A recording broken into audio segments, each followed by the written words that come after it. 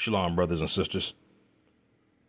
This is Brother Uziel from Messengers of the Covenant, coming at y'all tonight with a Messengers Library Chronicles.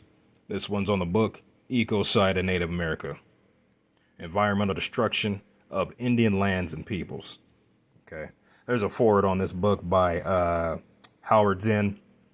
I did an MLC before on Howard Zinn's History of the United States. Very good book, very thick book. Lot of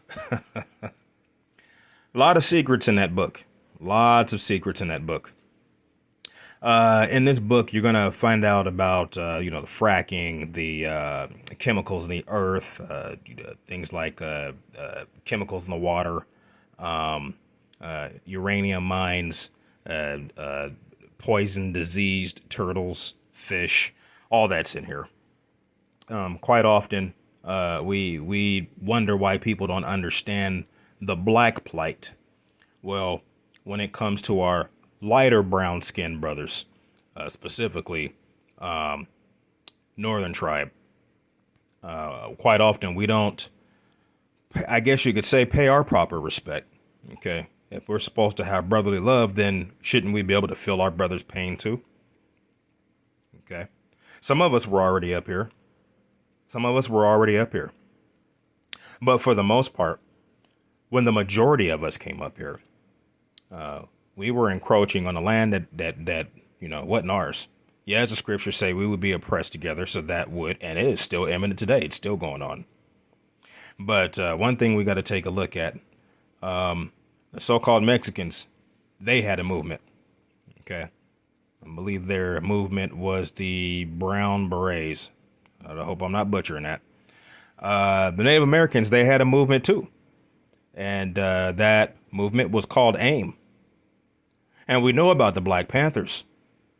So what history won't tell you is a lot of the COINTELPRO things that was going on, a lot of the I guess you could say, quote unquote, Rainbow Coalition, a large portion of that had to do with Yasharala coming together up here on this continent.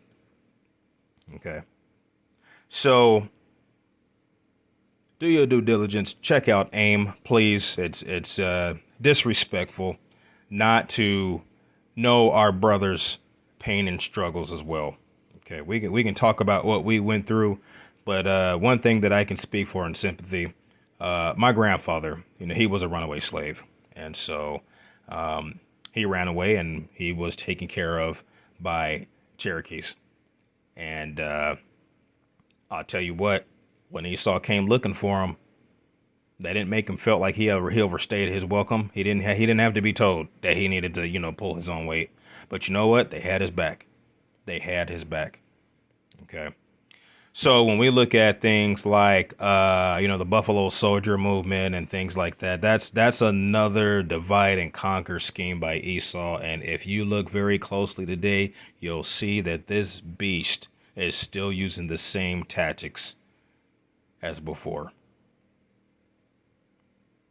So let's go ahead and go on this book here. I wanted to acknowledge this chief here. Okay. And what is that? A Duwamish leader, Chief Sylph, or Seattle. I don't know if you guys know. That's where the name Seattle originates from, is this chief right here. Okay. He has, this chief has basically a heartfelt statement of what happened up here. A heartfelt statement of basically what eventually happens when a Wetiko is allowed to just run amok and do whatever the hell they want to do.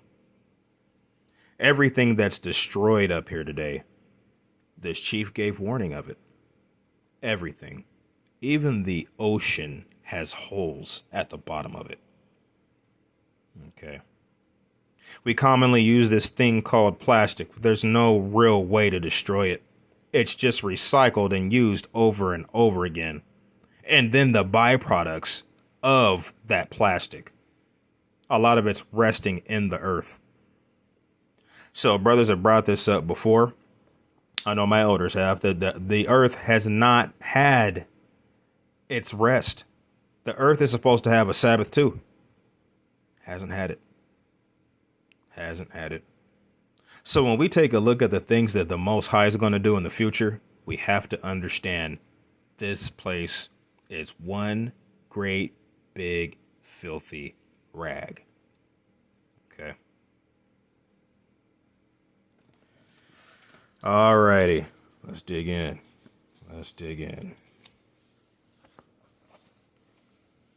Okay. So here you're going to find out things. You're going to see a couple of ancient maps. You're going to find out things about the ecological and spiritual dimension of 1680 year, the year of 1680, the Pueblo Revolt in colonial New Mexico. A lot of that's in here.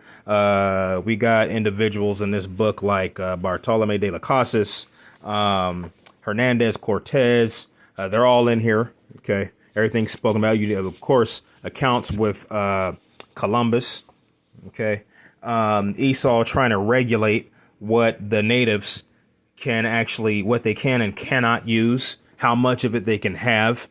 Okay. This is basically, as you know, a lot of people don't understand why are Native Americans so damn angry? Why is a black man so angry? Why are so-called Mexicans so damn angry? Well, you should have left us the hell alone. Okay. So Esau did more than what he was allowed to do. He did a hell of a lot more than that. Okay. Imagine I come to your house with a crew of people.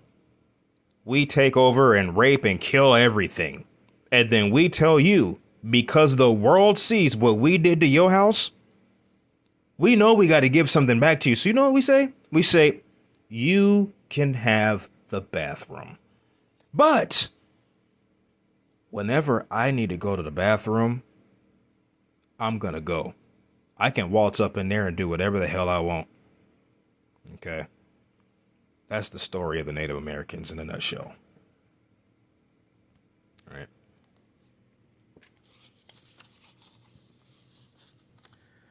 So I do what I can to make sure I try to evenly divide portions of history through the books that I'll be bringing out in the future. We can't leave our Native American brothers out of the picture. Okay. Can't leave them out of the picture. This book shouldn't cost you any more than $30 on Amazon. This is an interesting story here. I'm going to go ahead and get into this one. Okay. By 1965, the U.S. Supreme Court had ruled that Indians had a right to fish at their usual and accustomed places. Huh. Ain't that a bee? But that the state had the right through its courts to regulate Indian fishing. Okay? I got to stop right there for a minute. To regulate. Brothers and sisters, Native Americans, or should I say the real Americans, as it says in the older dictionaries, American definition, the copper-colored indigenous found here by the Europeans. Okay. They already had their own system of regulating. You're talking of regulating resources. They already had their own system. You're talking about people who would hunt a deer and then pray to the spirits for the fact that they had to kill that deer to survive. They were thanking, the spirits. All right. They were thanking the spirits for this animal. Esau just came. He'll just kill up everything. That's his MO. That's what he does. Okay. So this regulation thing is that's really funny. It's comical. It's completely comical. It's like telling a black man how many hangings he can bring up in one sentence. Because at some point you end up hurting his feelings. Okay. Almost the same concept there. But anyways, so they have the nerve to tell them how much they can fish and where and if it's okay with them, which is really ridiculous. I think as it stands today, that if you are of Native American descent, I don't believe you're required to have a fishing license, but everybody else is. Okay, I can't really complain about that. I mean, they got something, but we still know it's not enough because at some point Esau's going to regulate even that anyway. That's what he does. Okay, to him, this is his earth. Okay. So, where was I at? To regulate Indian fishing. That ruling and a few federal court rulings after it had little practical effect as long as the state, whose fishery managers were adamantly opposed to any Indian fishing at all, held enforcement power. I have a lot of hard time trying to explain to our people that we're in captivity. It's things like this that make it oh so clear. Okay, the regulating, the controlling, how much you can say, what you can say, who you're offending. If you talk about your pain enough, they'll try to charge you because you made one of them cry. That's sick. Billy Frank Jr., a Nisqually, grew up amidst the fishing wars. By the early 1990s, Frank, in his 50s, had become chairman of the Northwest Indian Fish Commission and a leading spokesman for the environmentalism in the Pacific Northwest, he recalled. Check this story out. This is pretty wicked.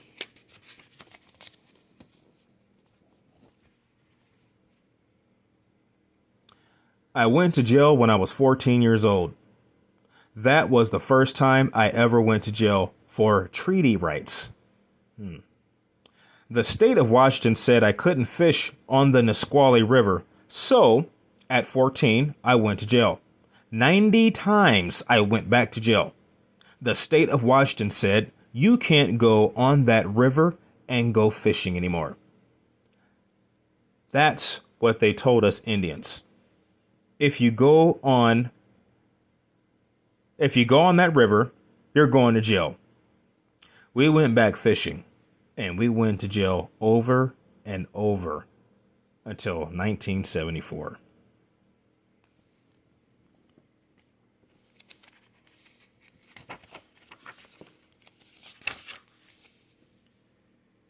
Okay.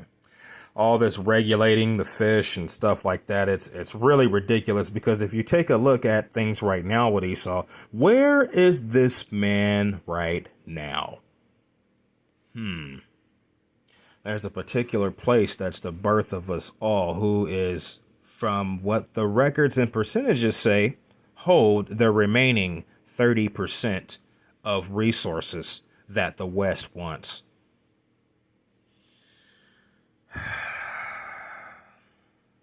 If you don't know who Edom is by now, shame on you.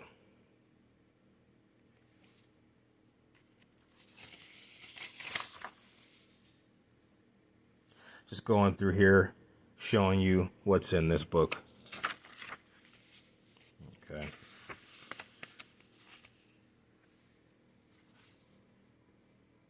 And so these kids are sitting here playing by what was their area. Check that bridge out above them. That's ridiculous.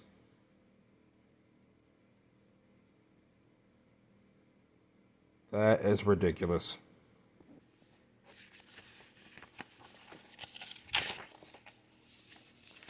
So, anything you want and need to know about the environment, what they did to the environment, it's in this book. So, again, do your due diligence to investigate AIM. Very powerful, beautiful story. Okay. American Indian Movement. So, even with AIM, brothers and sisters, they even had their own run-in with the FBI. And I specifically am talking about COINTELPRO. Okay.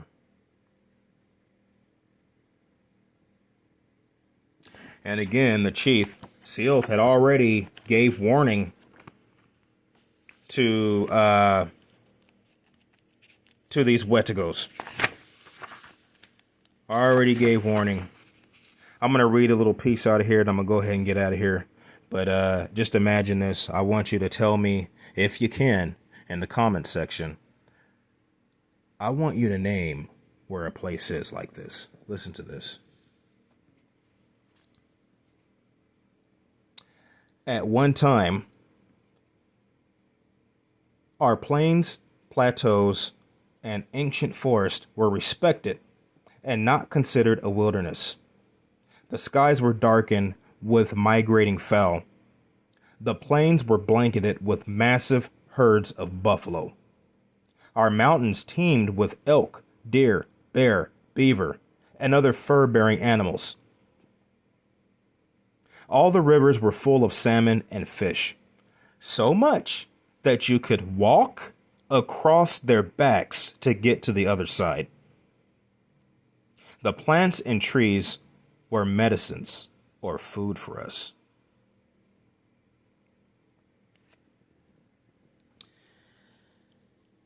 Brothers and sisters, if I read any more out of this book, I'm going to go postal.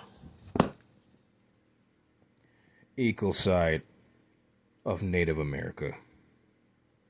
Forward by Howard Zinn. Okay. So make sure you read Howard Zinn's portion. It should prompt you to pick up History of the United States by Howard Zinn. Okay. So he's long past now, but it was kind of funny. I think it was about 2 or 3 years after he died. One of our colorful ex-presidents decided to crap all over his name. And so organization, Democracy Now! On YouTube, they got a hold of those statements. And they just, put the facts in order. So, no, Howard Zinn is not of our nation, but he is along the same lines as Dana Stevens, Jane Elliott, the lady who does Democracy Now! Herself. They're not afraid to tell the truth, and they don't hide behind the shame. Okay, so, and what I mean by hiding behind the shame, they will tell you what their people did, and they know it was wrong. So Howard Zinn has a lot of collaborated eyewitness accounts in that book, History of the United States, and it pairs well with this book. Okay. All right, brothers and sisters, I'm going to go ahead and get up out of here.